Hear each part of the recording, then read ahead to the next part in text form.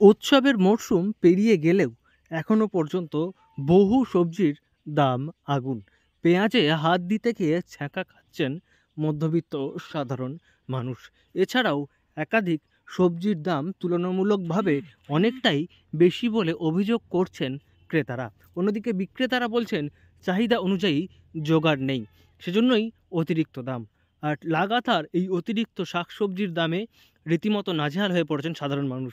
বিশেষ করে উৎসবের মরশুম শেষে অতিরিক্ত শাকসবজির দামে মধ্যবিত্তরা সমস্যায়।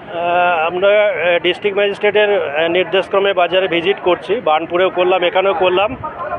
বাজারে দেখলাম মোটামুটি গড়পড়তা সবজির দাম অনেকটাই কমের দিকে এসেছে, তবে দুটো একটা আইটেমের এখন একটু দাম বেশি আছে। আলুর ক্ষেত্রে স্টেবল আছে, পেঁয়াজের দামটা একটু বেশি আছে। তো অন্যান্য সবজির মধ্যে যেমন কাঁচা লঙ্কা বা টমেটো, এগুলো যথেষ্টই দাম কমে গেছে বাজারে দেখলাম। অনেকের সঙ্গে কথা বললাম, ক্রেতা বিক্রেতা সবার সঙ্গে কথা বললাম যে এগুলোর অ্যারাইভাল বাড়ছে।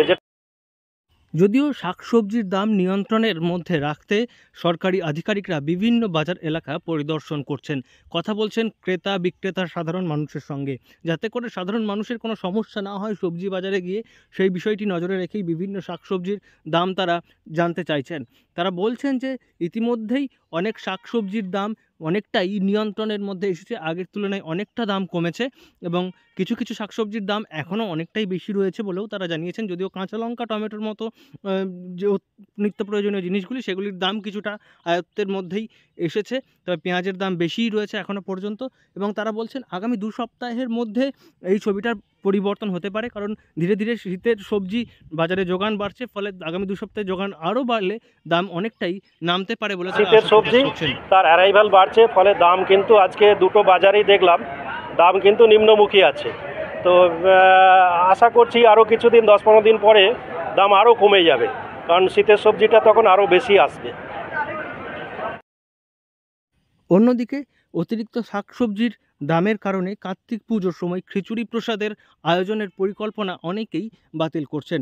সাধারণ মানুষ বলছেন এমনিতেই একাধিক পুজো উৎসব পেরিয়েছে, খরচ হয়েছে অনেকটা বেশি, যে কারণে পকেটে এমনিতেই চাপ রয়েছে, তার উপর অতিরিক্ত শাকসবজি দাম থাকার কারণে খিচুড়ি প্রসাদ আয়োজনের যে পরিকল্পনা কার্তিক পুজো উপলক্ষে থাকে তা বাতিল করতে বাধ্য হচ্ছেন।